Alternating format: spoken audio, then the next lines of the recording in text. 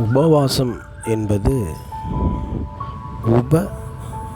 உபவாசம், அதாவது தனித்து வாசம் பண்ணுதல் என்று அர்த்தம். இன்றைக்கு அநேகர் உபவாசம் இருக்கிறேன் என்று சொல்லி கூட்டமாகவோ அல்லது வேலைக்கு போய்கொண்டோ தங்களுடைய அன்றாட கடமைகளை செய்து கொண்டோ உபவாசம் இருக்கிறார்கள். ஏன் உபவாசம் இருக்கிறோம் என்று தெரியாமலே தங்களுடைய சரீரத்தை பட்டினி போடுகிறார்கள். பிரியமானவர்களே, உபவாசம் என்றால் தேவனோடு நீங்கள் தனித்து வாசம் பண்ணுவது. அதாவது நீங்கள் உங்களுடைய அன்றைய ஆகாரத்தை நிறுத்திவிட்டு தேவனிடத்தில் வந்து ஜெபிப்பது ஆகும்.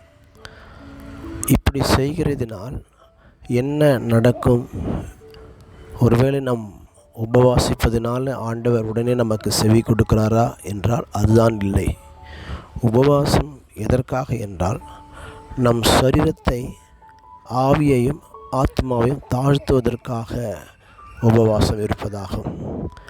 பிரியமானவர்களே, நம்மை தாழ்த்தாமல், நம்முடைய பாவங்களுக்காக மனஸ்தாபப்படாமல் தேவனுடைய பிரசன்னத்தை உணர முடியாது.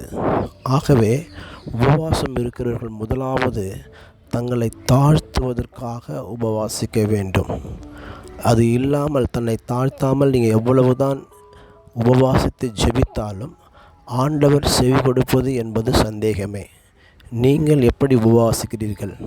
உங்களை நீங்களே ஆராய்ந்து பாருங்கள்.